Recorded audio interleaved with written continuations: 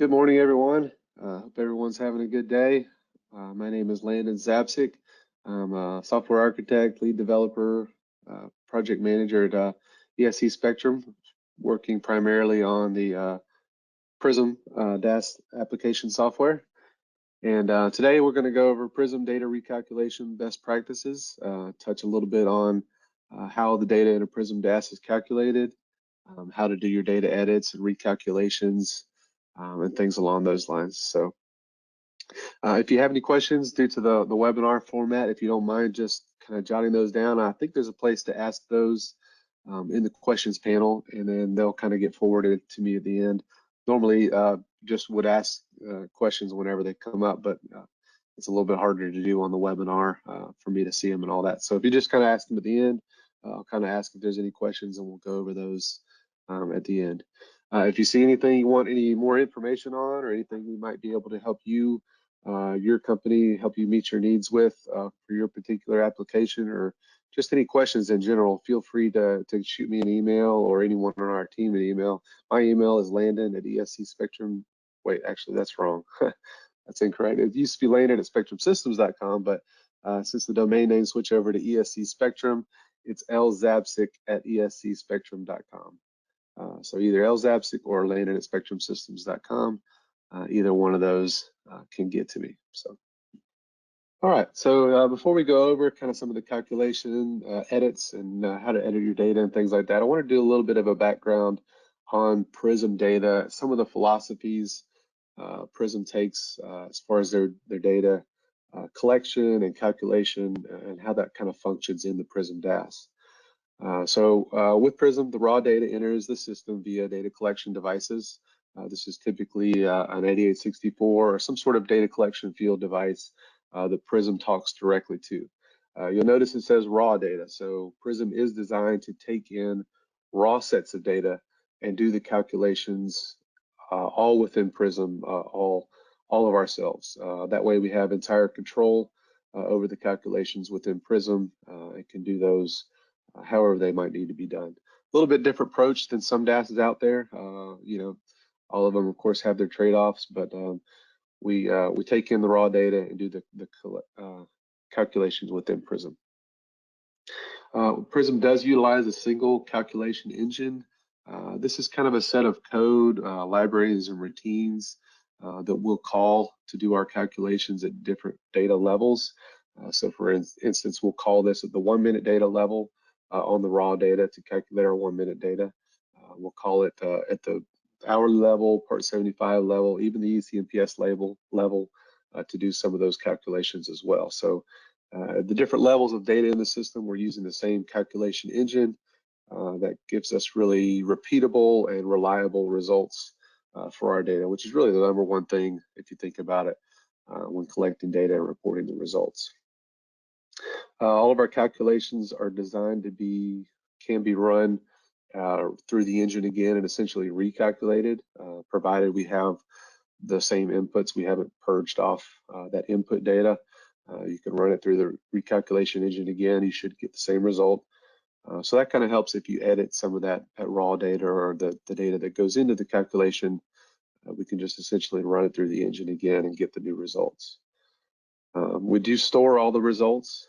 So the reports that you run, reportable ECMPS numbers, things like that, are all stored in the database. We don't do any of those on the fly in the reports or anything like that.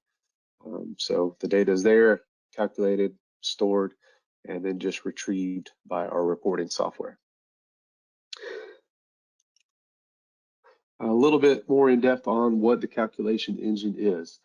Basically, it consists of server-side code that performs these SIMS calculations. You can think of a calculation object as kind of an umbrella object, and within that object there is a formula, and then there are parameters that go into that calculation. The formula is a static set of formulas that are stored in our database. Some of those are from the EPA, some of those are custom formulas, but those don't change, and those are stored with the configuration in the database. And then the parameters are what can kind of get substituted. So if you're doing a minute calculation, your input parameters may be other minute data or raw data. However, you may run the same calculation at the hourly level, and your inputs would be other hourly parameters or things like that. So those could change depending on where you're running this particular calculation. We designed it to be generic enough to be used in different applications and with different data sets. Performs all the calculations on the formulas, but doesn't do all the qualifications. So things like out of service, qualifications on the data itself wouldn't be something that the calculation engine would do, but the calculation engine just kind of gives you the result. We try to use this for almost all the calculations, unless your permit maybe has a really specific calculation that doesn't fit in with this kind of model. Then we have to step outside of that and do those calculations separately. And again, the results are stored and reproducible. On the right-hand side, you can see the calculation engine in action. So this is our Knox rate calculated value. And if you expand it there, you can see all the parameters that go into that formula and then give us the result. So this is one place the calculation engine is used, is in the numbers that come up on the screen. We also use it in doing our Part 75 hourly data and things like that. So that's a little bit of background of the data in a Prism system and the calculation engine and kind of how that's designed to work with the data. For data editing, which everybody that has a DAHS needs to do from time to time based on either EPA rules, based on I/O in the system, or events that happen in the system, you're going to need to get in there and edit some of the data, and then essentially recalculate the data with the new edits, and then report that edited data to the standards that the EPA set. So the data editor module is a tool we've developed to kind of help with that. So any edits that need to go into the data, any changes to your reportable or emissions data, all kind of are isolated to this module. It is a separate standalone application, just like our other Prism modules. You would launch it. Typically, you would launch the main Prism client and then launch it through the modules page, but you can launch it directly if you need to. It acts and behaves just like other modules, like the linearity module, the reporting module, things like that. It is this separate standalone Windows program. And you install it separately as well. So this is a screenshot of what this module looks like when you open it up. And I'm just going to briefly go over the different sections of this module. At the top there, you see the calculation status section.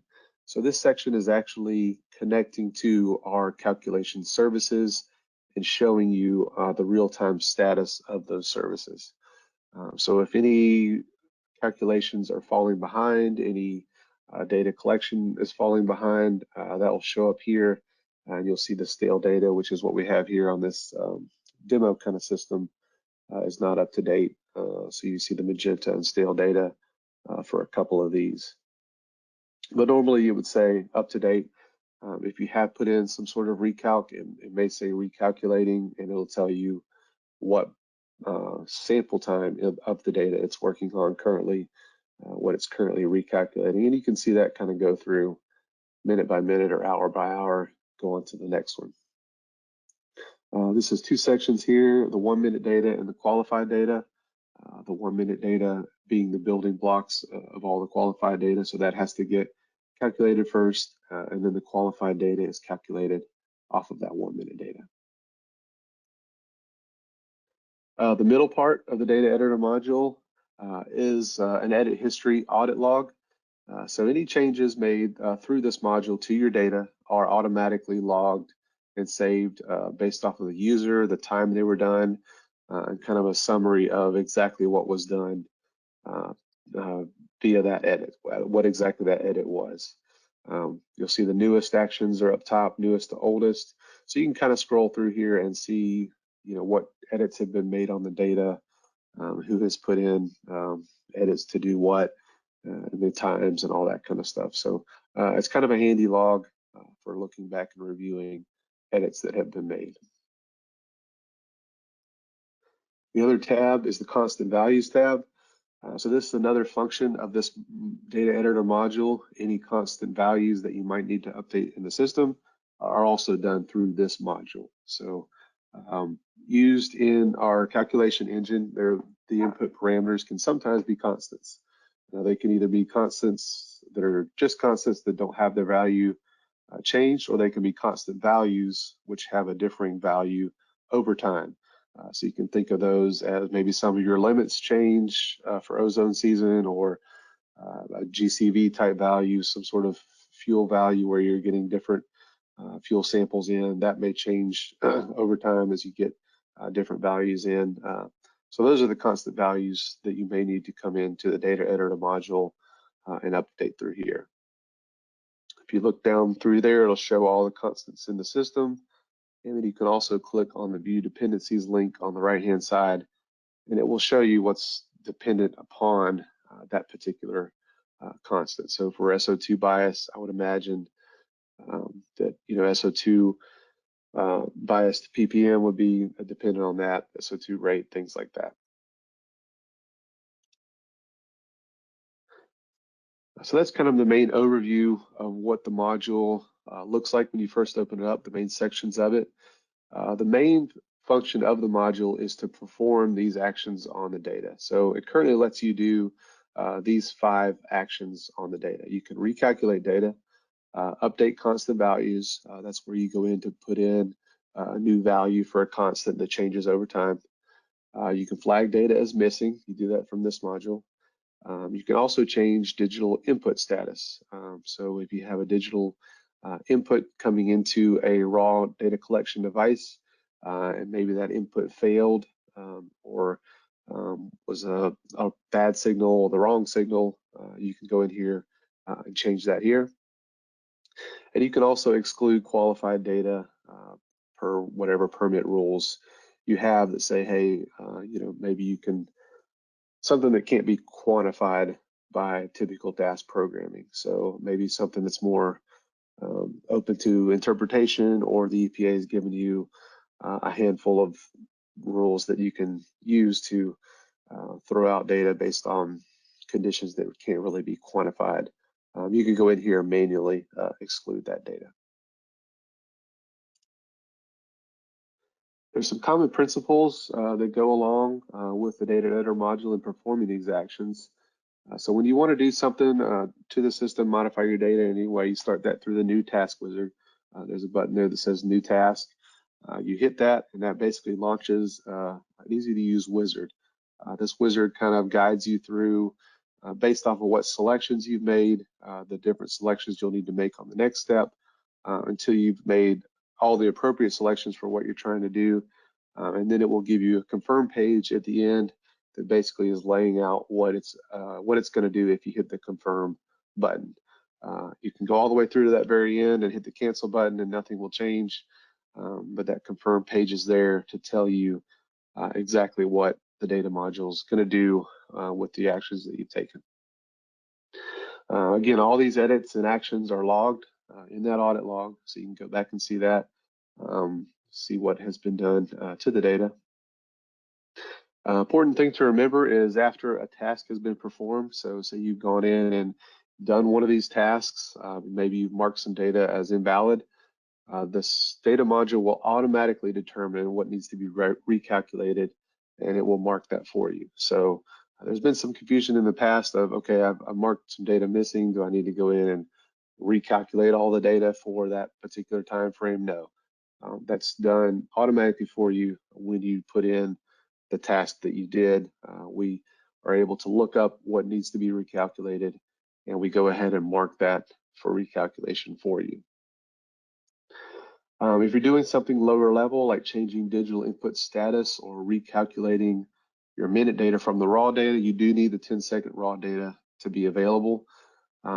We can store the 10-second raw data forever. I think typically when we set up a new system, we only store it for maybe a year and a half, something like that. I'll have to double check on that, but that can be configured. All that does is take up disk space, so it's dependent on how much disk space you have on how long you want to store that raw minute data. And in theory, if you store the raw minute data forever, there is nothing we can't go back and recalculate.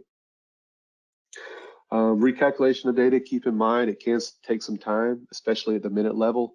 It is not just as simple as running a calculation. We're doing a lot of different qualifications. We're checking for a lot of different conditions. We're essentially doing that all at once. So it can take some time, especially if you're going from the raw minute level. So try to plan in advance when doing that. But when you're doing qualification reporting type changes, for example, things at the hourly level, if you have a 3-hour or daily report and you're just modifying those, you can skip some of the minute data recalculation, which obviously would speed up the recalculation considerably. So there is an option to do that when you're editing that. You just need to keep in mind that that could cause discrepancies, obviously, between the data you're changing and your minute level data.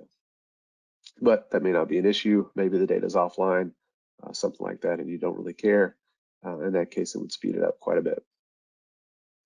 Another thing kind of operational wise to keep in mind, the data editor module doesn't actually recalculate anything, but instead it marks the data for recalculation. So the calculation engine is not running in the client and actually doing any of the work, but it's just kind of an interface for you to use to mark the data that the service will then come behind and actually do the calculations just like it did the first time it was calculating the data. We use the same execution path, same calculation engine, so you're going to get a reliable result. So I'm going to show the first wizard here. This is a recalculate. So you open up the wizard, choose the recalculate option, and then hit next. And most of these screens, the next step is a time range. So you select the time range you want to recalculate. You can do a quick option like previous day, previous month. Once you've got your time range, you go to what you want to recalculate. You can filter here based off of reporting groups, which is unit. Here we've selected the training unit. You can see the 1 minute data at the top or the qualified data at the bottom. So we selected the hourly qualified data. And you can see it's recalculating 1 day, the hourly qualified data. And here is the confirm page where you can put in a note. It's always a good idea to put in a note just for yourself for later as to why, maybe what triggered this recalculation, why you did that. Excuse me. So that's the recalculate wizard. And that's pretty simple. I don't know the steps of when you would necessarily want to use that, since doing any kind of data edits do trigger a recalculate for you. It's not something you typically would need to do, but the option is there for you to recalculate something. The next option in the data editor wizard is updating our constant values. So these values will be preloaded in your system, and they are used in various formulas throughout the system that determine things like heat input or whatever. And you can go in and say update this previous value for a date range, which in this case was the previous quarter. And then you pick your value you want to update, which this one looks like the SO2 bias. You can also hit view dependencies and see what points are dependent on what you're about to update. So this will be our SO2 pounds and our bias adjusted SO2. Enter in your new constant value. If you enter in something off quite a bit, it will give you that red error message, just kind of letting you know, hey, this value is a lot different than the one that's in there now. So we enter 1.01, confirm page. On this page, you do have the option to skip the minute data and also ignore offline data if you want to. So those options are here as well, depending on what you're editing. And then again, put in a good comment for that. Excuse me, I hope that's not too loud. Okay, so that's the update constant value, and that is something that you'll typically, depending on the system, we'll have to go in here and do quite a bit. Mark data missing. So if you have invalid data for the system that you know is invalid, you need to mark it as such. You go in here, hit the flag data as missing, select your time range for when that occurred. We can just do previous day. And then you need to select your unit first, and then what was invalid. So we'll select the training unit here. Unless say our NOx analyzer completely was invalid, so we want to do both the NOx low and the high, you just hold down Control, select both of those, and hit Next. And then you can see what it's going to do. It's going to not mark those as invalid for the time range, and then it will recalculate this affected data. So the SIMS data, the Part 75 data, all gets recalculated. And that'll automatically be triggered as a recalculate for you. The change digital inputs wizard. So if you go in here and hit the change digital input status, maybe your boiler online signal triggered and it wasn't actually online, you can select your time range here. And this generally you want to be a very small time range for that changing that signal, because we're going to be recalculating from raw. And then you select your unit and then your signal and then the state that you want to change it to. So let's change the online signal to off. And you can see then again what will be recalculated on the confirm page. So we essentially got a bad online signal during this time period, and we're forcing it to off for this time period and then a recalculate, which is a scenario that that happens sometimes. The next wizard option is exclude qualified data. This is the very last one. So if you have a permit that lets you exclude data for some sort of reason that can't be comprehended, through a formula or something like that, maybe is open to interpretation, you can do that from in here. So you select your time frame that you want to exclude the data, select the unit, then select the report, and then the parameter that you want to essentially exclude. This is different than than marking something as invalid. This is more akin to turning it offline. You can think of it that way. Those parameters that show up there need to be added by Spectrum ahead of time. So if you have a parameter in your permit that lets you do this, we can add that to the list of acceptable parameters to exclude, and then it'll show up in that list, and you can essentially exclude it for that time period, and then the recalculations will take place as well. So. Okay, so those are essentially the tasks that the data editor module supports. And again, I didn't spend a lot of time on them, but on each step there is a help section off to the left that kind of tries to tell you in plain English, what each task is doing, what each of these parameter inputs you're filling out do. And then again, you have the confirm page that is designed to tell you exactly what the system is going to do with your task. So what happens after you put in a task? An entry is first saved to the edits table audit log. That's that log that you see of who did what to the system when. And it'll tell you, along with your message that you put in, exactly what the system is attempting to do. Then any data edit actions are performed. So let's say you've said to mark data as invalid. So the data editor will begin to do that at the lowest level first, and then go up to the upper levels. And then it will look to see what needs to be recalculated, and it will mark that data starting with the lowest level first. So if there's any 1 minute data that needs to be recalculated, it will set those up first. Then it'll move on to the qualified data and set that up as well. The recalculations are actually performed by their respective services in the background. They don't hold up current data collections or calculations. So again, the data editor module is not performing the recalculations for you. It's simply marking the data to be recalculated. Again, using the same calculation engine and original program execution flow, so we get the same result. All necessary recalculation levels are run in order. So we run our 15-minute first, of course our minute, and then 15-minute hourly, and then any post-calculation processing as well.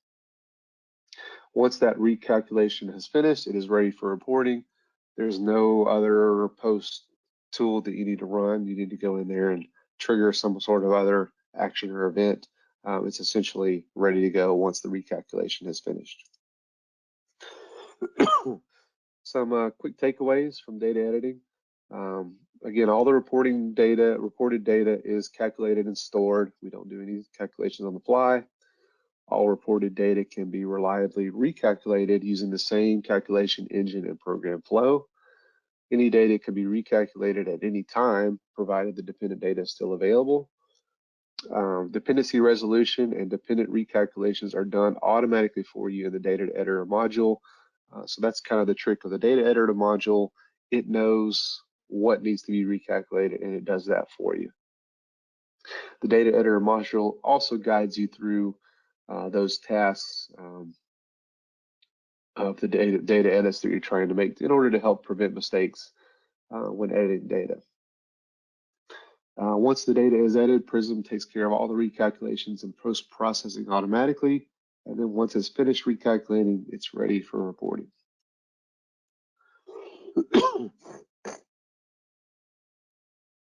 Some recent changes to the data editor module in the newest version that's just been released. I guess it's just been recently, just here in the last few weeks or so, version 50.20. If you don't have that version, please see us and we can get that out to you as an upgrade. We have made some improvements to the recalc methods and to the data editor. The minute data and lower now use a separate table for marking as recalculation. The data editor module and services both look at this table. And what this does is that gives us better database performance when looking at the 1 minute and raw data for recalculation and recalculating that. Some of the systems that have larger numbers of tag data and raw data, it was a bit of a performance drag. Excuse me. I'm trying to recalculate some of those tables. So this move has increased the database performance quite a bit for some of those systems. Some of the issues with calculations getting stuck have been fixed in this version. A couple other options for recalculating as far as skip offline data and other options for the minute data have been put in as well. We've also added a framework that will help us in the future better estimate the time remaining for recalculations as well. So we have a time started, how much has been done, and then we'll be able to estimate time remaining for that. Excuse me. A few tips and tricks for the data editor. Try to keep your edit time periods as small as possible. Avoid doing things like recalculating or editing for the entire quarter, things that could generate big chunks of recalculated data. Those would take a while. So try to keep those as small as possible and just do what you need to do. Make edits in the order that they occur in the data. So if you have 2 events that have occurred in the past quarter, do the older event first and then the newer event. That typically will make it easier. Also be descriptive with the editor notes. There's a section for the editor notes. Excuse me. Fill those out as best you can and be as descriptive with that as you can, because looking back later on that, it's better to know kind of what has happened with that editor. If possible, make your edits throughout the quarter as they are needed instead of all at once at the end of the quarter. Just kind of as they come up, go ahead and knock those out instead of waiting till the end. Might make things a little smoother. Double and triple check the confirmation page to make sure everything you've selected is correct. You can also pre-enter constant values for use in the future if you know their value ahead of time. This will avoid recalculation altogether. So if you get a constant value coming in, you can set that up with no end date. Go ahead and put that in, and then it will use that constant value going forward. Okay, that's pretty much everything I had. Does anyone have any questions? Hi, Landon. I have a question here from Tyler McCaslin.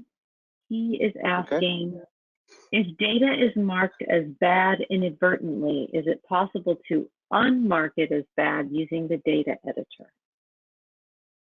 It is possible to unmark it as bad, not currently supported in the data editor, and that is something we're looking at adding to the data editor, yes. Currently, you would just contact ESC Spectrum and we would unmark that for you. But yes, that is something we're looking at putting in a future version of the data editor, yep. Great. I'm not seeing anything yet. And as always, if you think of a question later, you can always email Landon.